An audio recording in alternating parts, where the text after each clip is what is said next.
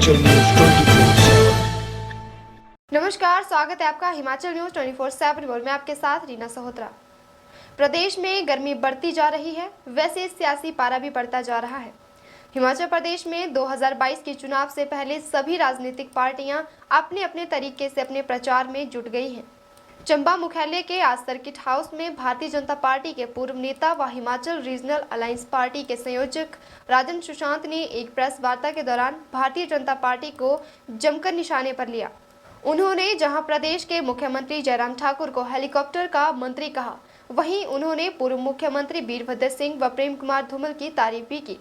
2022 के चुनावों में हिमाचल रीजनल अलायंस पार्टी भी सभी विधानसभा सीटों पर चुनाव लड़ेगी और सरकार बनाने का दावा पेश कर रही है। वहीं प्रेस वार्ता के दौरान पत्रकारों से बातचीत करते हुए उन्होंने प्रदेश सरकार को आड़े हाथों लिया। उन्होंने कहा, प्रदेश में सबसे बड़ा मुद्दा बेरोजगारी का है और प्रदेश सरकार रोजगार पैदा करने में सबसे नाकामयाब रही है। उन्होंने कहा कि प्रदेश में 72 लाख की आबादी के राज्य में 14 लाख नौजवान पढ़े लिखे बेरोजगार हैं और हिमाचल की सरकार चाहे कांग्रेस की चाहे बीजेपी की बेशर्मी से राज कर रही है। उन्होंने कहा कि इस बजट में एक आंकड़ा सामने आया था कि गत 3 वर्षों में उन्होंने 41,284 युवाओं को नौकरी दी है, लेकिन बेरोजगारी के हिसाब से आंकड़ा मात्र 1% ही रहा और वे आंकड़े बिल्कुल झूठे हैं। आज का हमारा मुख्य विषय है हिमाचल प्रदेश में 14 लाख बेरोजगार और हिमाचल के अधिकार।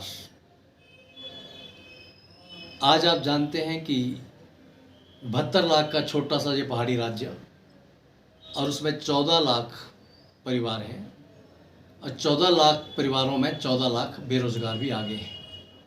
अर्थात हर परिवार में एक बच्चा, बेटा और बिटिया बेरोजगार हैं और डिग्रियां लेकर के वो सिसक रहे हैं। 2 वक्त का भोजन प्राप्त नहीं हो रहा है। सरकार उदासीन है।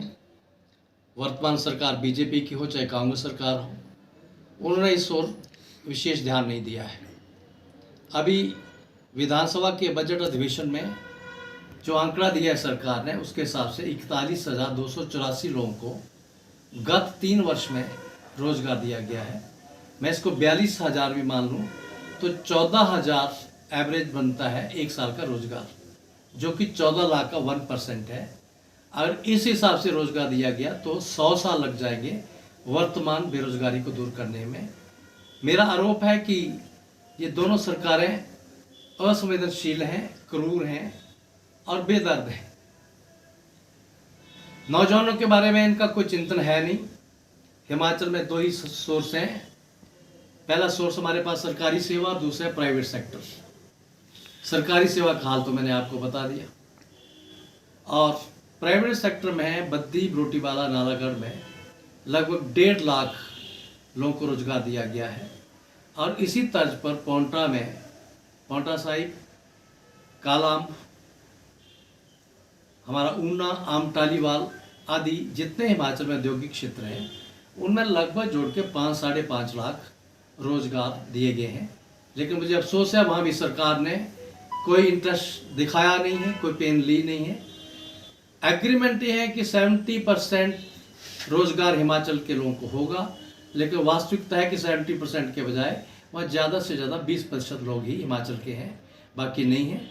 और जो 20% भी हैं उनको मिनिमम वेज भी नहीं दिया जा रहा है। 7 से 8 हज़ार रुपया दिया जा रहा है अधिकांश लोगों को और उनका शोषण हो रहा है।